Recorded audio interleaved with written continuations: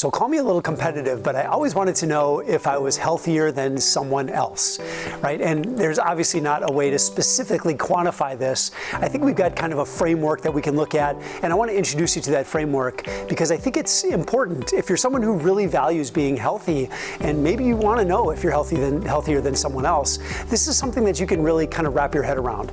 So there's three things primarily that we want to take a look at. Number one is we want to look at numbers from the doctor. Now, the problem with numbers from the doctor is there's kind of a Goldilocks zone. Less is not always better. Just for example, like let's just say resting heart rate. Lower is not always better, meaning if you're running at a 43, a 38 is probably not going to be much better, and quite honestly, if you get too low, you'll be dead. So there's like a Goldilocks zone. So you can have two people with like a resting heart rate of, let's say, 43, or maybe let's say blood pressure, you can have two people with a blood pressure of 110/62, right? So who is healthier there? Well, both of them, based on those numbers, would be seemingly equal. So let's take it another step. Let's look at body fat, right? Someone who's carrying some excess body fat, that might be a sign that there is a lack of health there, or maybe a lower health.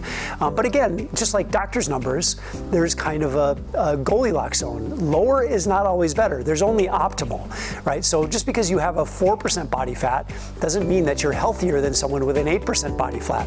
Quite honestly, it'd probably be quite the opposite, right? Just because someone's a bodybuilder that looks like, they're super shredded does not mean that they're healthy. So body fat, we can take a look at that. It gives us kind of a clue. And if we take those two things, body fat percentage and numbers from the doctor, we've got kind of an idea here. So then what would be the separator? Let's say we got two people who are optimized with body fat and they've both got great numbers from their doctor. So who's healthier? Well, the only thing that I can come up with is physical capabilities. If we test those two people in the physical front, let's test their endurance, let's test their speed, let's test their power output, let's test their strength. If we test these big fundamental things that really we can measure when it comes to physical capabilities, we can figure out who is the fitter human being. Right? And the person that does better in all of those different areas, I would say, is the healthiest person, right? If someone performs very, very well, if they've got great endurance, they're strong, they're powerful, they're fast, they've got all these things going for them, I would say that's the best case scenario, right? And any decrease in, let's say, numbers from any decrease in quality of the numbers that you get from your doctor, or if you're carrying some excess body fat, or if you're too low on body fat, it's going to affect your performance in a negative way.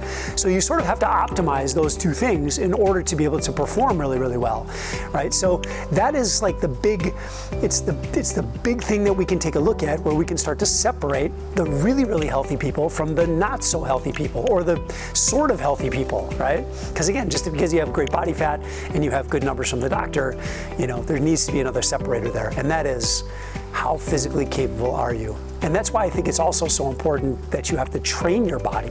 You have to actually do physical things to build the capacities of your body, and not just in one area, not just in endurance, not just in strength, not just in power. We need all of those things if we want to live a great life as men over 40, right? Because nowadays the sport is the sport of life.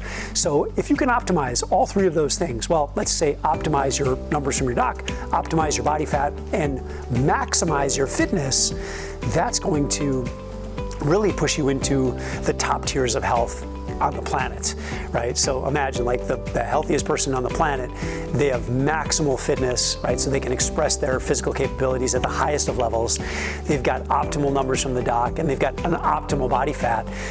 That is the healthiest person on the planet. So let me know your thoughts, and that's what I keep chasing, because I know that's the thing that I can continue to improve is my fitness.